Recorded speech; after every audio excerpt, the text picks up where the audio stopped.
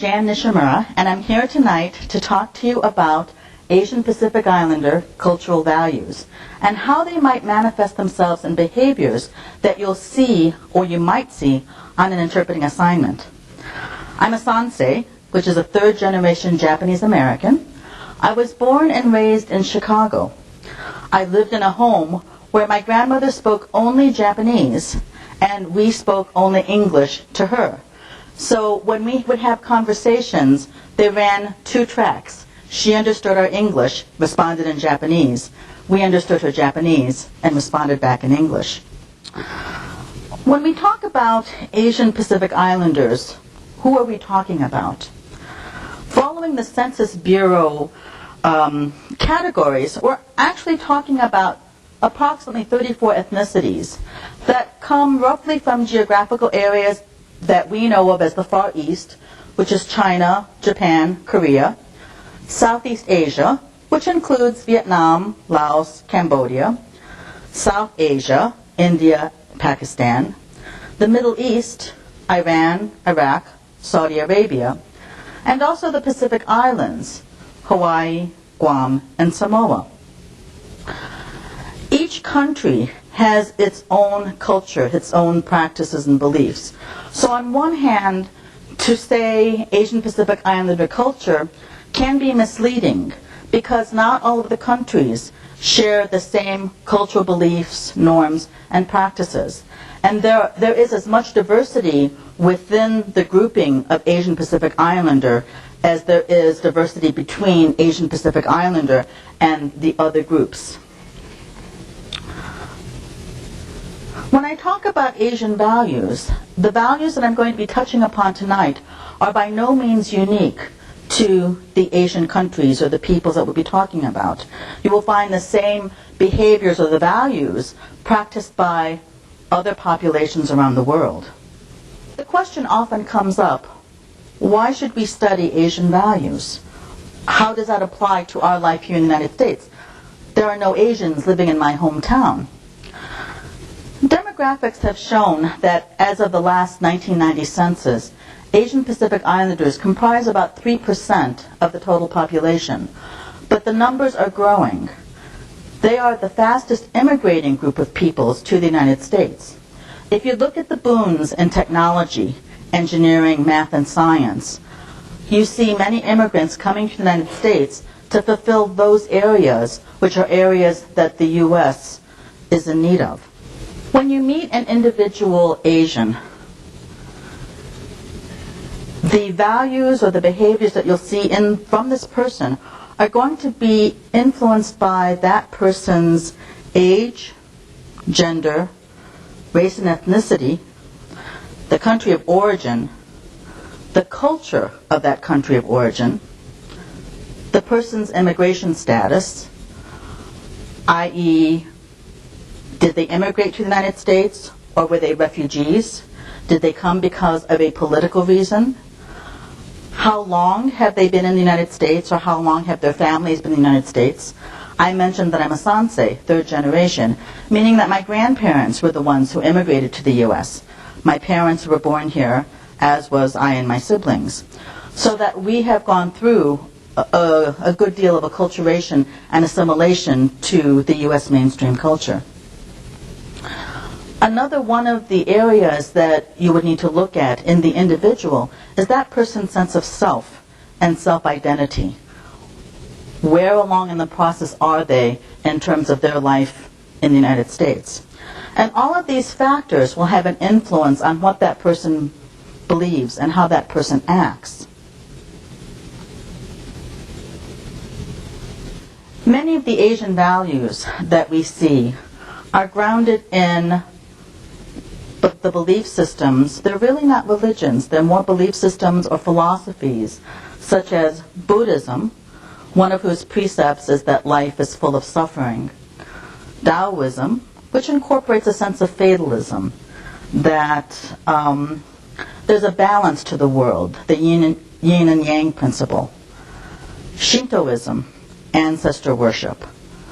Animism, the thought that all objects have spirits. And Confucianism, which is a large influence on the behavior, inasmuch as it governs people's interactions with each other, and it also puts forth a moral code of behavior. If I were to think about Asian values, the one concept that comes to mind is that of the sense of self, in that Asians will identify themselves according to the groups that they are members of. In fact, in most Asian cultures, the group takes precedence over the individual. And vital to the existence of the group is group harmony. To the extent that as an individual member of the group, I'm always aware and considerate of the feelings of other people, that I want to maintain a harmony in the relationships between myself and another person. So you will not see disagreement, you will not see conflicts between individual members. You will see an anticipating of need. You will see a generosity. You will see an idea of giving from self to the other members of the group, or giving up from self to another person. Because the group is such an important part of an individual's life, we have with it ideas such as shame, bringing shame to the group, bringing shame to my family. As an individual, whatever I do represents the entire group of people, the entire communities of which I am a member. And that as an individual, when looking at myself and thinking of other people, I will always want to save face. I would never want a person to lose face. I would never want to cause embarrassment to an individual or to cause embarrassment to myself. Neither would I want to bring shame to the members of my group.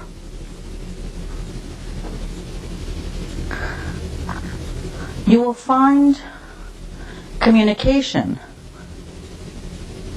amongst many Asian Pacific Islanders to be indirect. To make direct statements is to perhaps cause that person to lose face. One of my first recollections about communication in the family and the indirectness of communication had to do with my youngest sister. And one day she wanted to get her ears pierced. And she asked my mother. My mother didn't say anything. So my sister went ahead and got her ears pierced. When she came home, my mother was furious. And my sister was at a loss as to why my mother would be so angry. And my mother's response was, "Who told you you could get your ears pierced?" And my sister said, "Well, I asked you, and you didn't say I couldn't." And my mother's reply was, "But I didn't say you could." So it was one of those aha moments when I was young of realizing that silence has many different meanings. In my professional life and as I interact with others, I realize that there are others for whom silence is an indication of agreement. One of my favorite examples was as I was growing up, going shopping with my younger sister, and we were looking at dresses, and I pulled out a dress and I said, "What do you think of this dress?" And my sister looked at it, she didn't say anything, and she nodded. And she continued looking. Silence and nodding are also very important behaviors to look at within the Asian Pacific Island community. Well, I really like this dress, so I went chasing after her, and I tapped her again. I said, "Isn't this a great dress?" And my sister looked at it, and she said, "Mm-hmm." And she kept on looking. I really like this dress. So I went up to her a third time, and she looks at the dress, and she says, "Jan, that dress is like that dress. That dress is ugly." So I didn't catch it the first time. Should have known it the second time she did it. But the cues that I should have been attending to, the cues that were important, was the mm-hmm. The nod not meaning agreement, but the nod meaning I heard you. And in that case, the silence was also not an agreement. The silence was more disagreement, but not wanting to be, not wanting to vocalize that disagreement. Within interpersonal communication, it is often difficult engaging the reactions of someone who is from an Asian Pacific Island background, because you may not see a lot of overt facial expression. There is a great emphasis placed on self-control. There is a great deal placed on not expressing emotion. Indeed, one of the traditions or the practices in the Asian Pacific Island community is when you offer a gift, that gift is never opened in the presence of the giver, so as to not inadvertently present an impression or a reaction that you did not want. Instead, that present will be taken home, will be accepted graciously, taken home, unwrapped, and the giver will be thanked at a later time. There's also, speaking of gift giving, and this will show up in other behaviors, the tendency for an Asian Pacific Islander to not want to appear too eager, so that when a gift is proffered, the gift is proffered and the response is never no. No, it's never yes, thank you. If I were to say, would you like some cookies? The response is always, no thank you.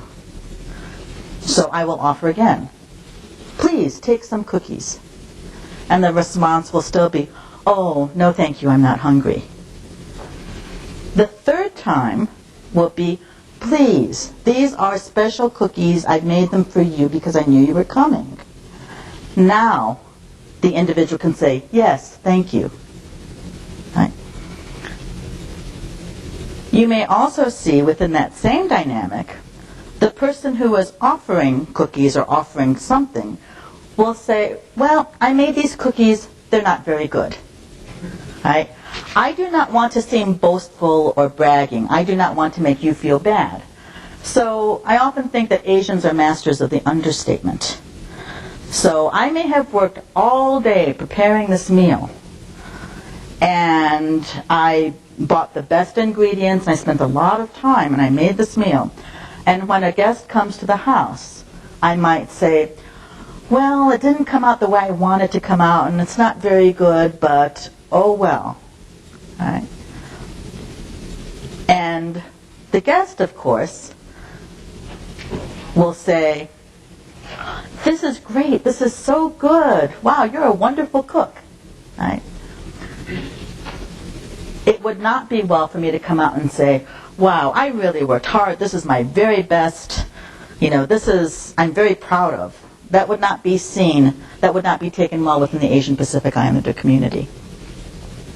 What I often see happening is, in this approach to one's work, if I were to say, this is not very good, or I worked on this flyer, it's not very good. I spent 3 days trying to get the graphics just right. And someone will say, yeah, you're right, you used the wrong font. Here, we'll just make it bold. So in essence, what they've just done is destroyed whatever work I had done. And the person I'm interacting may not have realized that what came out could be taken as an offense, because they've just destroyed, or they've just corrected. They've not recognized the pride that I was feeling in my work. And you will see that, I see that coming up in individual Asians, deaf Asians, when they talk about their work, when they talk about their homes, when they talk about their accomplishments. Oh, I wrote this program. It was no big deal. Yes, I got it done. And behind the scenes, what I see is this deaf person came in at 4 o'clock in the morning and worked until 2 o'clock in the morning for 3 days, worked on Saturday and Sunday, gave up her family so that she was able to show to the boss, oh, yes, it wasn't difficult at all.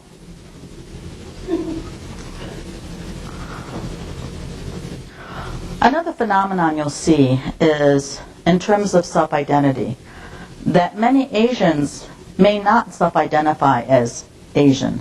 They will say, I'm a Japanese American, or I am Taiwanese, or I'm from Hong Kong, because they're looking more specifically at the group that they're coming from, the group of which they are a member, and whose cultural norms they follow.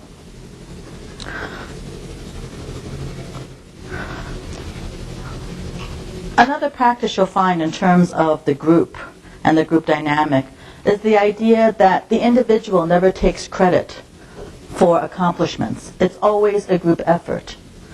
When you compare that to mainstream American philosophy, the idea of rugged individualism, the idea of the self-made man, the idea of I did this myself, those are beliefs contrary to what Asians believe in.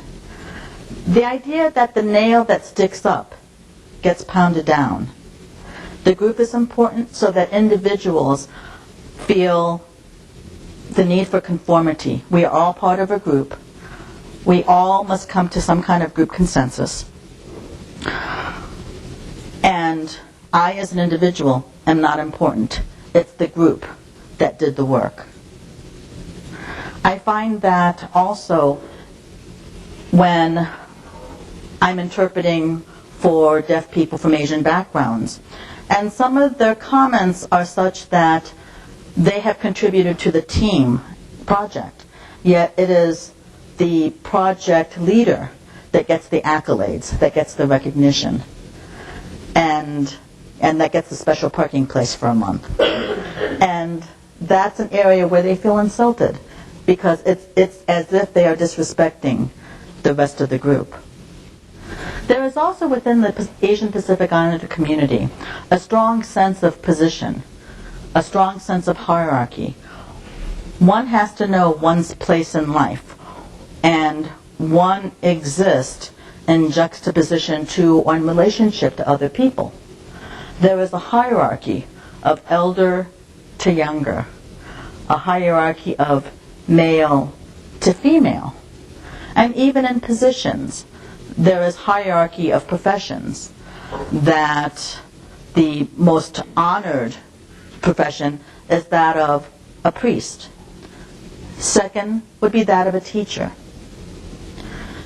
And the acknowledgement and the respect for that hierarchy can be shown in behavior such as greetings. When one meets a person of Asian Pacific Island background, there is the exchange of business cards. And in that split second, one has to look at the business card and try and figure out how one's position compares to the other. So here is the president of an organization. I'm a vice president. This person's older. I'm younger. Therefore, my bow has to be lower than the other person's bow. A question came up related to bowing, and on first meeting, how would one know the appropriate way to bow and how low to bow? I think that there is a theoretical and then there is a practical. I think that many people will recognize that if you are not from that culture, they do not expect you to follow the cultural norms, or they do not expect to see the cultural behaviors.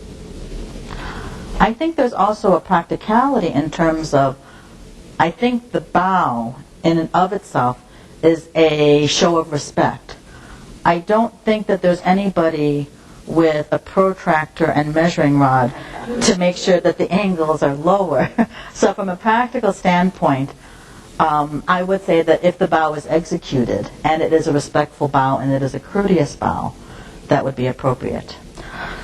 I will come up with any excuse I can think of and even say, well, I'm shorter than they are, so I don't think I can bow as lower. I've got arthritis in my back. They can't expect me to bow.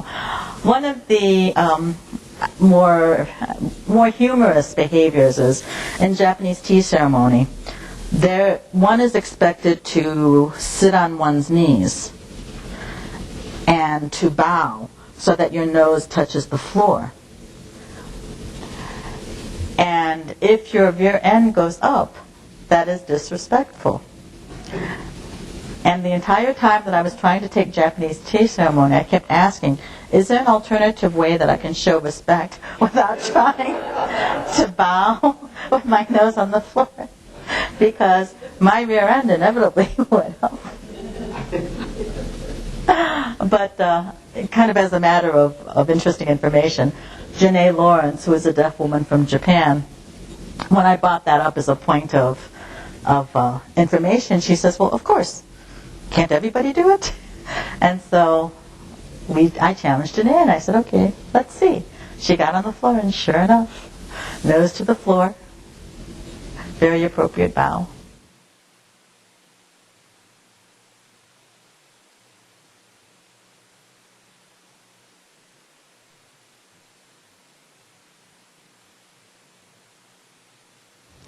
I've talked about people from Asian Pacific Island backgrounds as not necessarily being forthcoming in their communication, as not wanting to show pain, particularly, or not wanting to show emotion.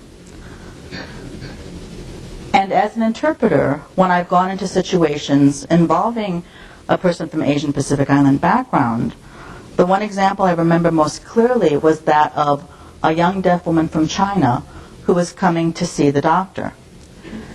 And the doctor was a Caucasian male, large stature, and they went through what seemed to be a cursory sort of medical background.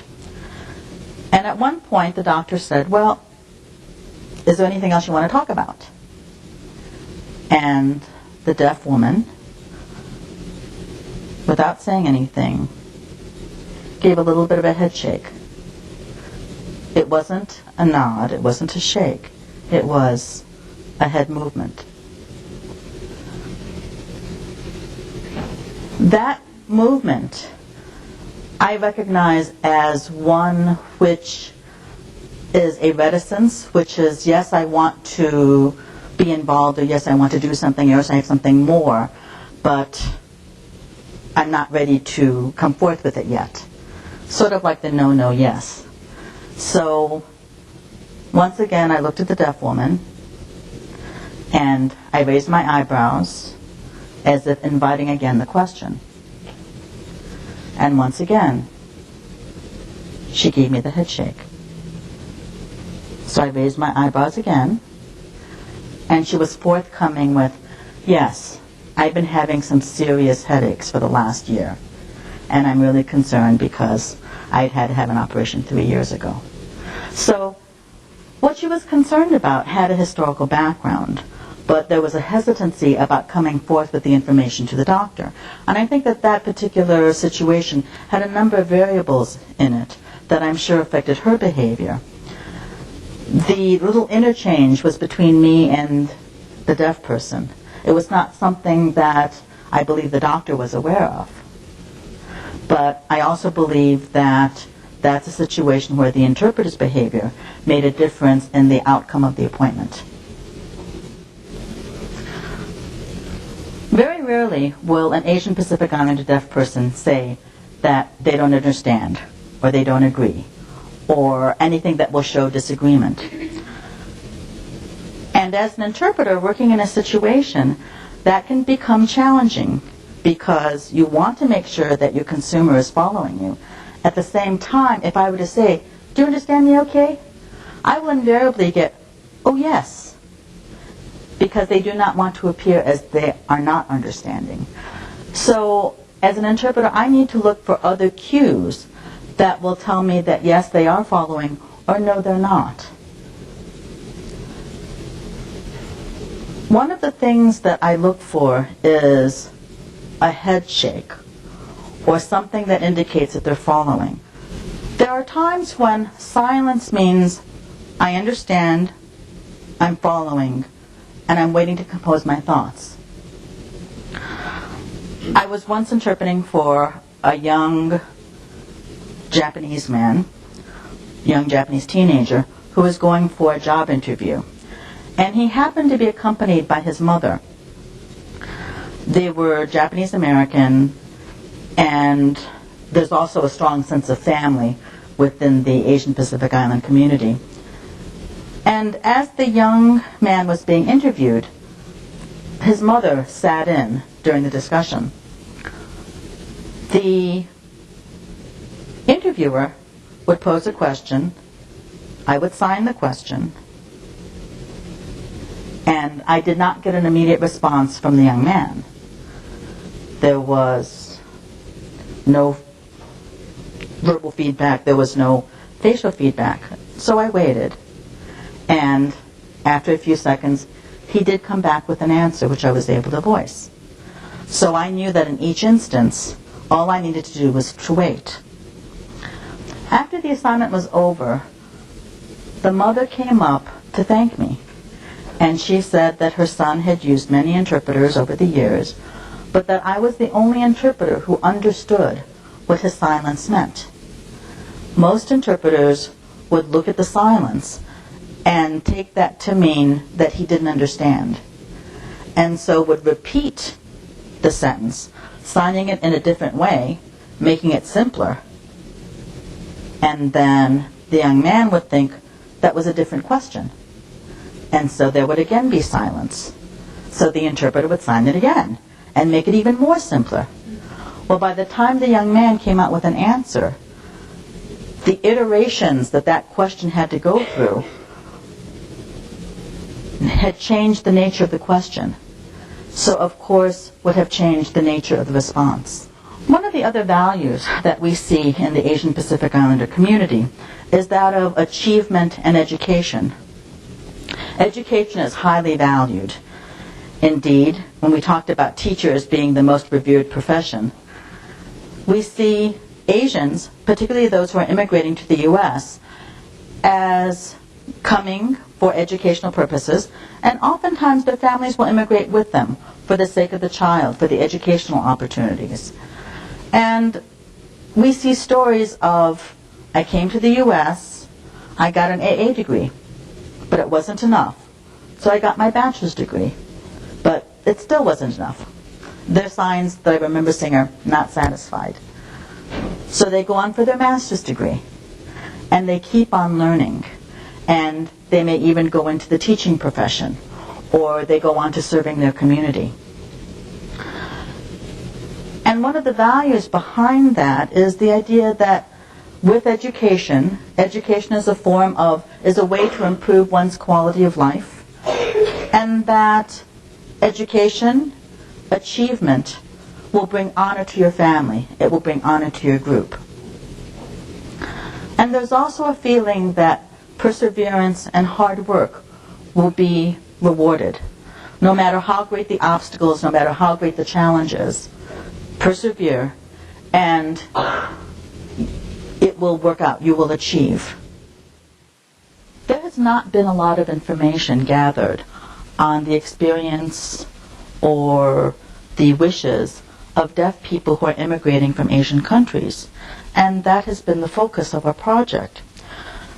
So one of the bennies that I have gotten as a member of the team is to travel to those communities where there are large populations of deaf Asians and to talk with them about their experiences and to see what they have gone through in coming to the United States and their experiences with interpreters. And one of the things that strikes me, the first thing to strike me, was their comment about they came to the United States and many of them are fluent in other languages. I talked about the deaf person from Vietnam who is also fluent in French or in Japanese or in Chinese. The other thing that surprises them when they come is the perspective of so many of the service providers. And even within the deaf community, there is a sign that we see often, which is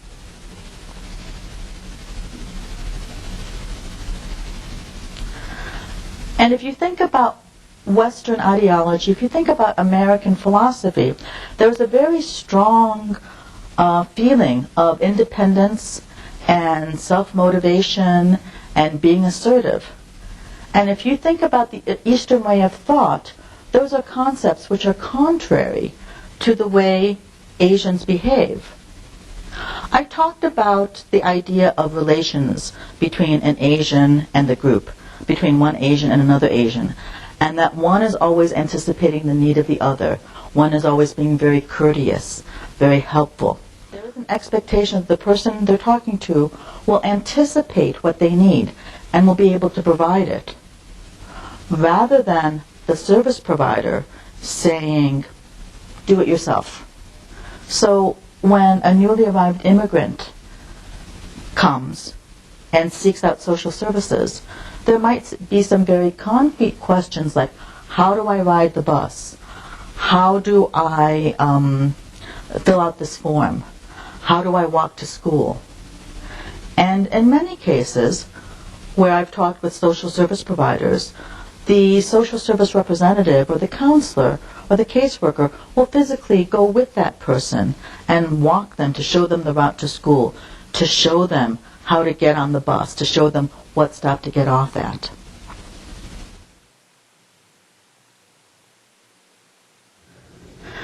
The first group of membership for an Asian Pacific Islander person is the family. And the family is where cultural values, traditions, and behaviors are taught. The father is the authority. The lessons of culture and tradition are conveyed by the mother. And it is often the mother who is the go-between between the father and the children. A while ago I talked about communication being indirect. And there is often within the API community the use of a role or a function called the go-between. I may not feel comfortable saying something to you directly. So what I may do is tell a person that we both trust. And that person that we both trust may be the one to provide that feedback. As a child growing up, I never understood why, if my mother was mad at me, it was my sister who heard about it. But as I looked at the community, I recognized that that was a very common way of communication. It was the avoidance of direct confrontation, direct communication, and at the same time, it was establishing the behavioral norms. So that if somebody said to me, this person is doing this, I'm clearly getting the impression that that is not appropriate behavior, so I'm learning it as well. But now my responsibility is to go up to that person and to impart the feedback so the behavior can be corrected. The family unit is strong, and the children are expected to behave their elders without question, to indeed even live with the family until one marries or moves out of the house. There is a hierarchy within the family of the firstborn son or the firstborn child having the greatest amount of responsibility. You might see the last child as being the one that's most indulged or the most spoiled. And that there is within the family a feeling of children as behaving well, which is very much in contrast to a mainstream American view of be yourself. And that the idea of children being quiet means that they're being good.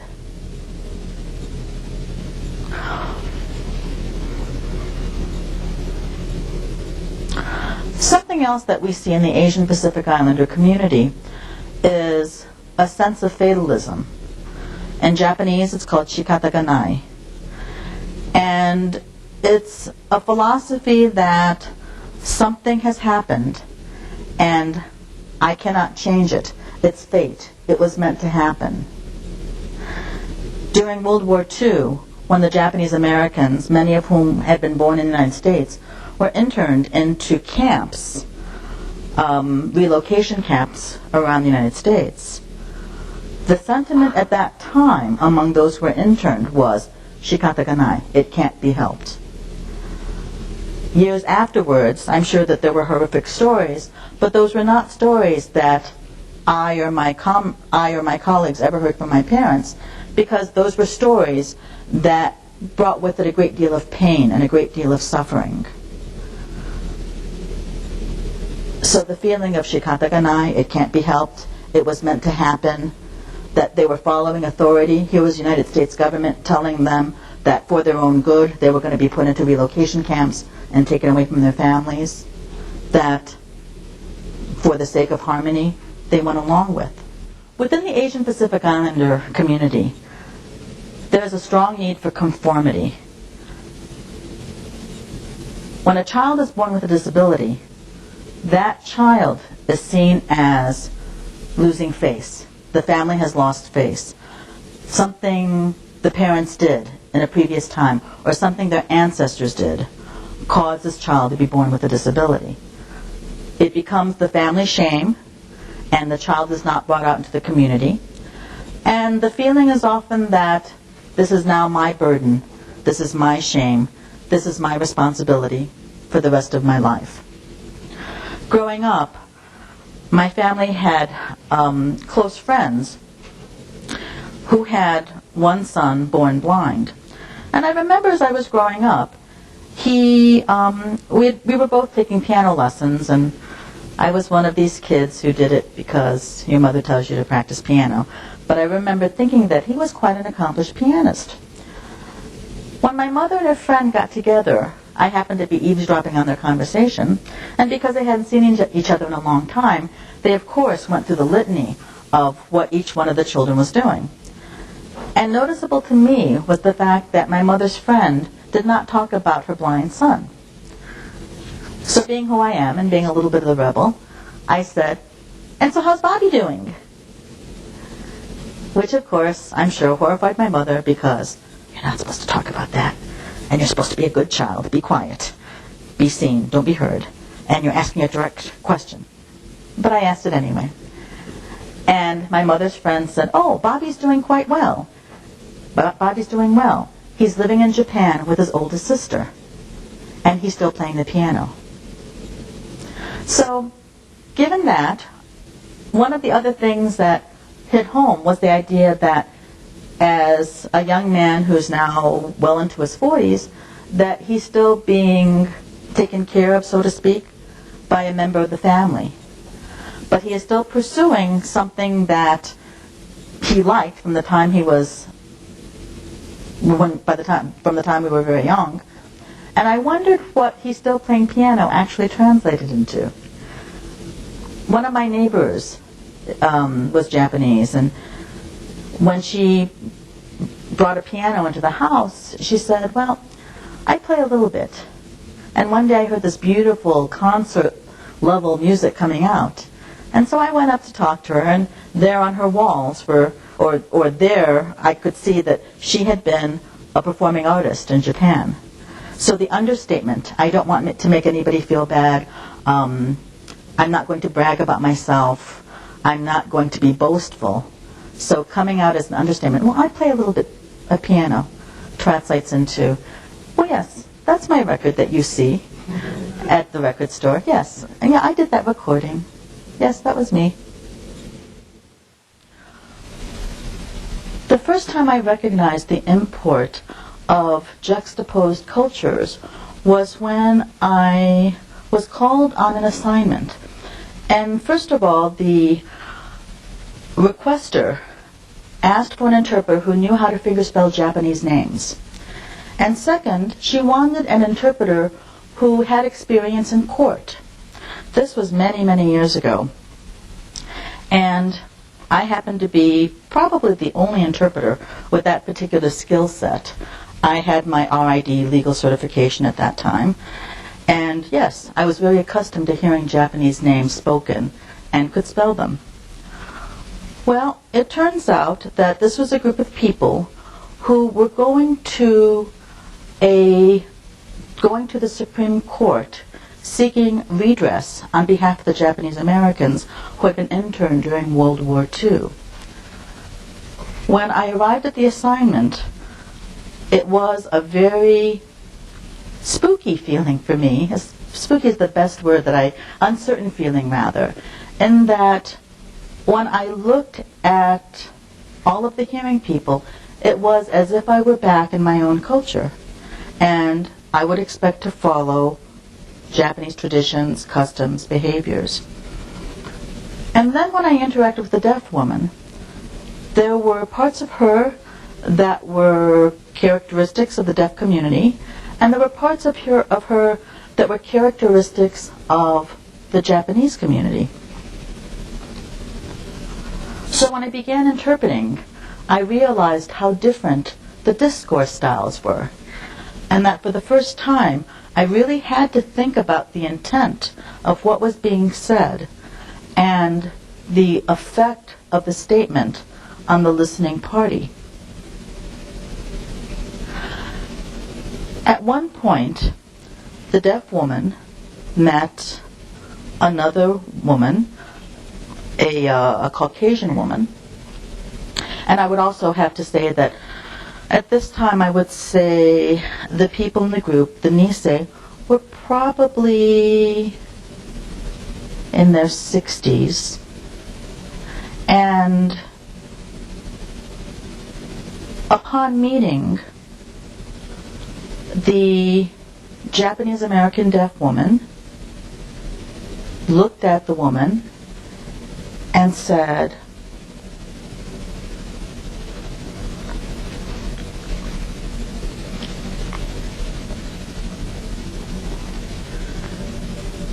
as an interpreter, I looked at that and I thought, if I voiced what I saw, that would be considered, that would not be well taken by the hearing members in the community. The intent of her comment was more to say something like, oh, perhaps it's very nice meeting you, and there is an unspoken, but your last name is Japanese. So the voicing, as I recall the interaction, came out something like, ah, so you're Mrs. Yamada. Very nice to meet you. And whereupon Mrs. Yamada responded with, yes, my husband is a Nisei, and we've been married for 30 years.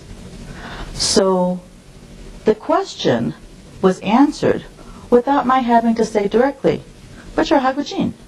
You're Caucasian. How can you be Mrs. Yamada? How can you have a last name that's Japanese? The rest of the day had similar kinds of occurrences where I was really very mentally challenged to think about how is this concept expressed in ASL, how is this concept expressed in English, and then how is this concept expressed within the Japanese community.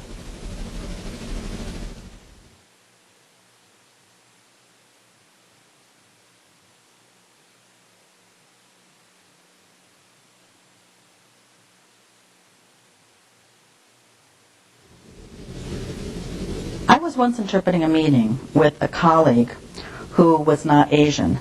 The meeting that we were interpreting was a planning committee for a group of people who were planning an Asian Heritage Month and the celebrations that were going to be taking place. All of the people who were in this group seemed to have immigrated to the U.S. The deaf person was American-born. My colleague was non-Asian, male, considerably taller, and considerably bigger than I am. And as the group was sitting around having their discussion, coming up with ideas, Asian discourse style or Asian way of speaking tends to be very soft, tends to be measured, slow. And my co-interpreter was having difficulty hearing. So every time he couldn't hear something, he would stand up and say, "You're not talking loud enough, speak up." And you could see the Asian participants back off. And when they did start interacting again, their voices would be softer than they had been the first time. So then my co-interpreter says, "Speak up. You're not speaking loud enough." And once again, the group would respond with silence, and the participants would kind of withdraw into themselves. So I tapped my co and I said, let's switch. And Michael said, no, I'm fine. And he kept on trying to interpret. The third time it happened, he said, I give up. Okay, I'll take it. And so I started signing. The first thing that I did was to tell the deaf person that it's hard to hear, people are talking very softly, they're very quiet. And at an appropriate moment, I turned to the leader of the group and I said, I'm sorry, Dr. Wong. Could you repeat? I could not hear you. Could you please repeat what you were saying? Right? And then he responded, and then the meeting was able to continue.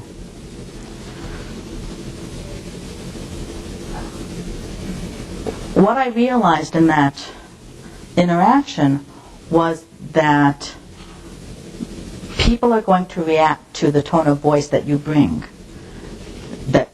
that you speak to them in. So if I needed clarification, if I needed information as an interpreter, I needed to do it in a way, I needed to ask in a way that they could hear it, understand it, and work with me on. I also needed to recognize the hierarchy of this group of people who I had not met prior to that day. But what made sense to me was, I knew this was happening in Dr. Wong's office. He has a title, it's a PhD. Okay, I will go to Dr. Wong. And he indeed helped set the tone for the rest of the meeting. There is another phenomenon that I see when I work with deaf Asians, or deaf people from Asian background, and that is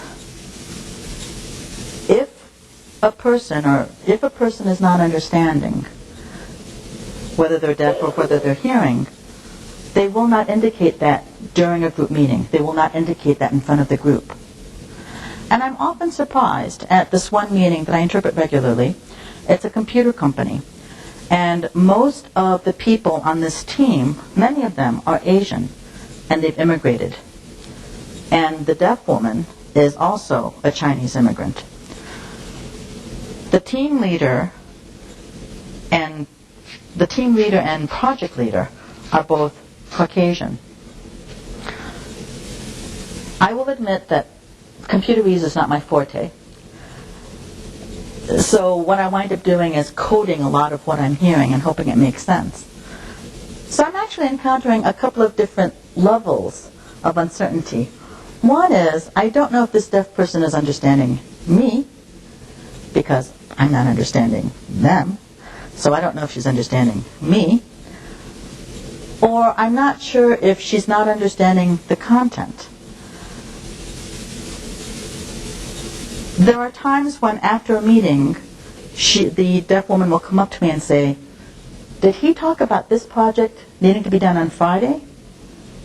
And I would say, that's what I heard it as. And she would say, I thought it was due on Monday.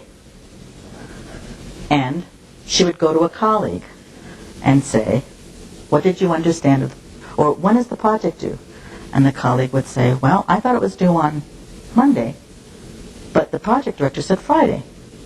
So even though in this process of discovery, people are, the Asian individuals are saying they had a different understanding than what the director had put forth, they were not going to challenge the director in front of the group.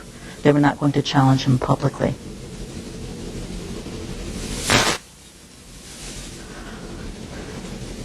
That particular situation is also interesting in that as an interpreter, I look for cues from the deaf person as to whether or not she's understanding me, the signing, or whether or not she's understanding the content.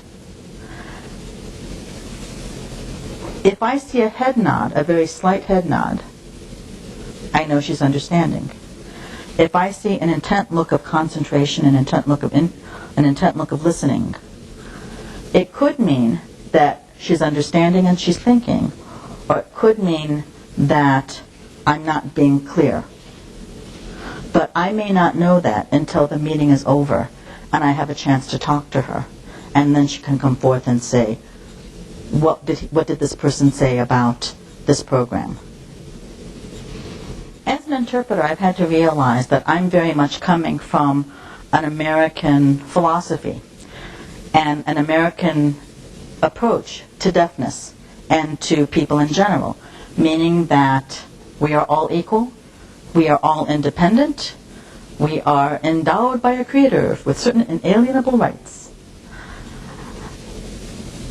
And over the years I've come to realize that not all people operate under those same sets of assumptions. And I also have to realize which, as I go interpreting, which are my issues, which are my reactions, and which are the issues of the participants in the assignment.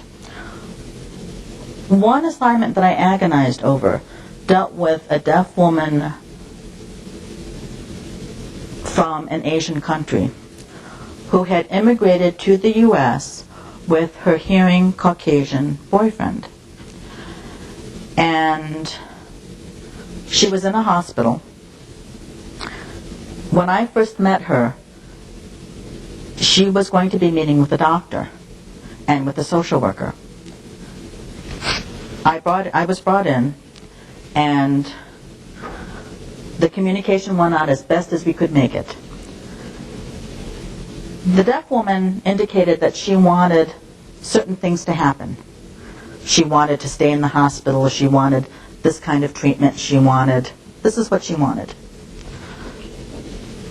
We took a break from the meeting because the next meeting was going to be with the head of the hospital program.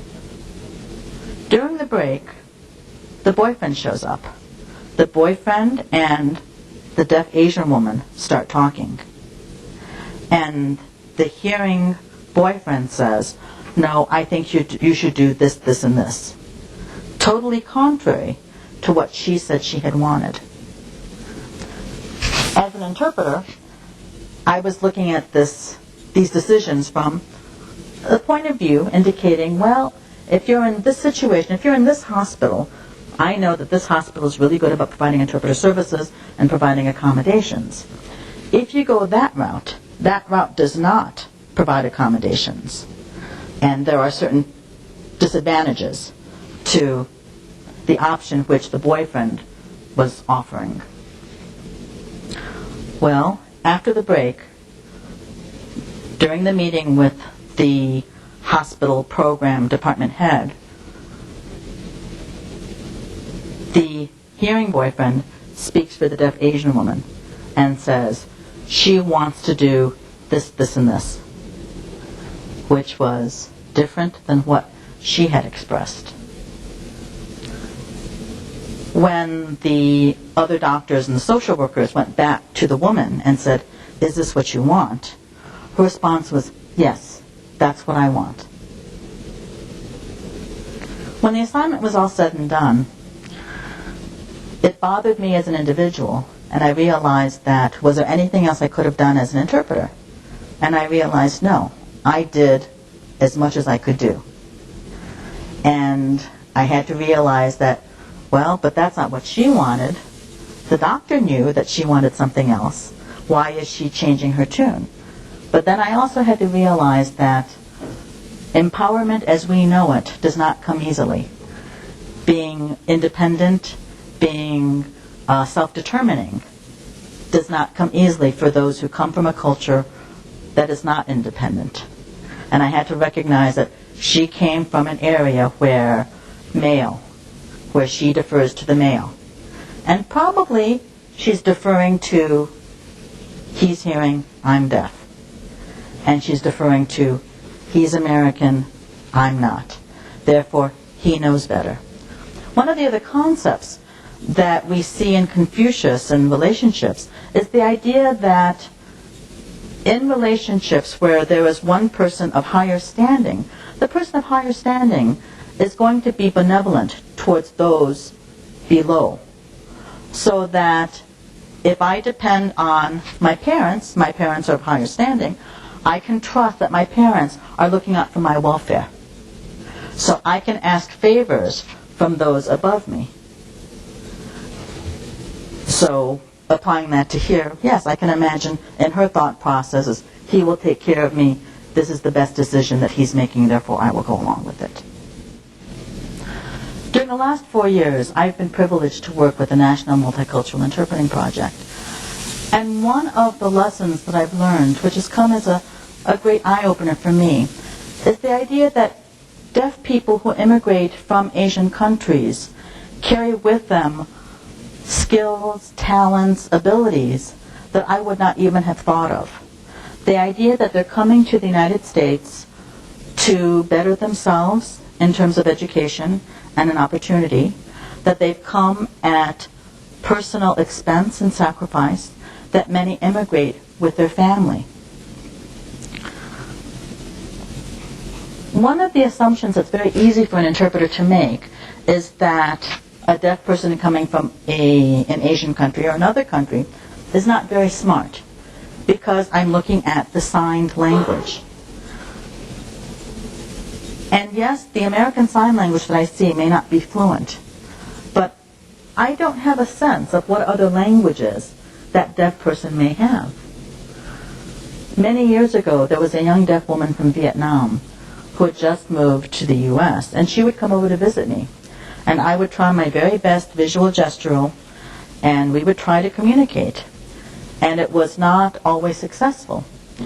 One day, she was looking at my bookcase, and she pulled out a Japanese Sign Language dictionary. It was a gift that some visitors, deaf visitors from Japan, had given to me. And she got so excited that she opened the book, and she started writing kanji, and she showed it to me. And her thinking was, we can communicate in Japanese. I can't read Japanese. It's a good idea while it lasted. But it made me think that if communication needed to happen, the common language that one could have communicated with her in is what could have been Japanese.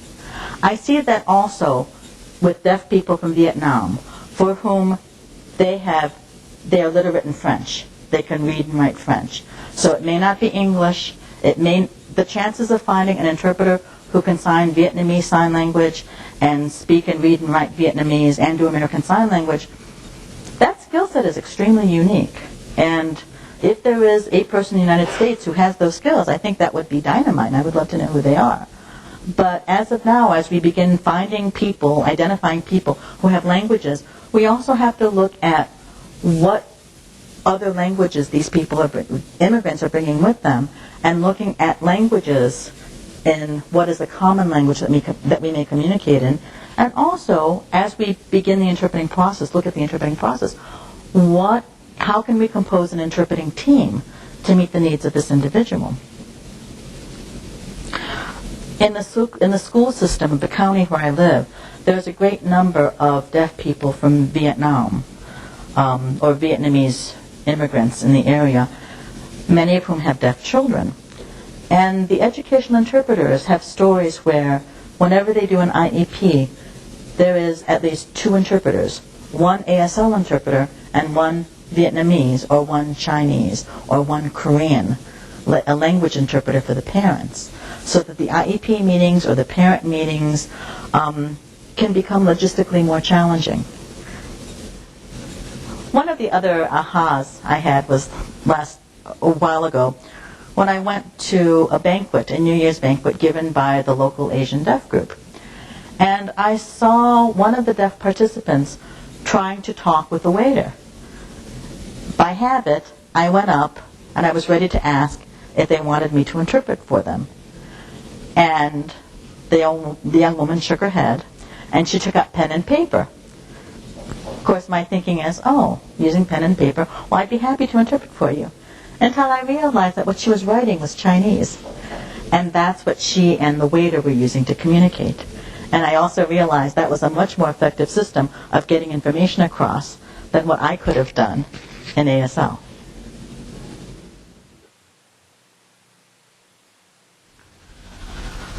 As an interpreter, one of the questions that comes up frequently from deaf people, and from within our group too, is, how did you get into the field? What attracted you to the field? And I tell people that I got into it by happenstance, by serendipity. And one of the things that I realized, and kind of looking back at my own development, both as a person and professionally, is the idea that what attracted me to sign language in the deaf community was that it was a complement to what I was expected to do in my home culture. So within Asian cultures, there is a belief that one does not show expression or emotion. Deaf community, ASL, must have affect, must show expression, must show how you're feeling. Within the Asian community, pointing is considered rude. In the deaf community, pointing is a must. It is a linguistic reference.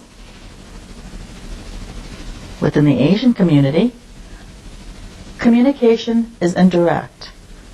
I'm always trying to figure out what a person might be saying.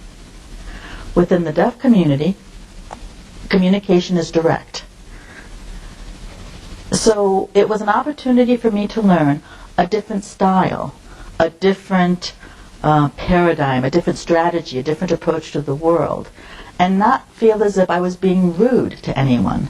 If I were within my own community and talked directly, it would be losing face, or it would be causing another person to lose face. But I could interact with members of the deaf community and not feel, and feel as if it was a perfectly acceptable norm. Being a team leader for the Asian Pacific Island team of the National Multicultural Interpreting Project has been both personally and professionally rewarding, challenging, enlightening, and a tremendous learning experience. After having been in the field for over 20 years, I thought I had brought with me a fairly good understanding of what the field was about. But the NMIP was a forum for me to truly explore that parts of my own identity and what I bring to the interpreting situation, as well as other characteristics that other parties involved in the interpreting assignment bring with them. As a third-generation Japanese American, I talked about being assimilated into the culture. My parents, as we were growing up, pretty much leaned more towards the American way of doing things, saying that, yes, we are an American family. Yet at the same time, there were behaviors and traditions and values that were so ingrained in what we were doing that it was hard to recognize them as values from Japan. And indeed, when I interact with other people, I see characteristics, or I see behaviors that I now am more sensitive to and can ask, what is the origin of that behavior? One of the things I've come to realize also is that as an individual, any individual, we are members of distinct groups, social groups, ideological groups, political groups, religious groups. And each one of these group memberships brings with it certain attitudes, certain beliefs, which in turn influence our behavior, what we think, how we react. And if you think about going into a given situation, we always have at least two parties, right? A deaf person and a hearing person. That's why we're there. But then each one of those two people carries with them their own sets of memberships, their own sets of identity, their own sets of beliefs and norms. Which means that anytime we come together into an interpretive event, we have an overlay and we have many sets of beliefs that are all interacting at the same time. So that interpreting becomes even more complex. We're not working at just the lexical level. We're not looking at just the words, and perhaps not even just the intent, but we're looking at the entire person, the entire life experience, the entire history, the entire goal of that event. And it makes our jobs as professionals much more complicated, much more interesting, much more challenging.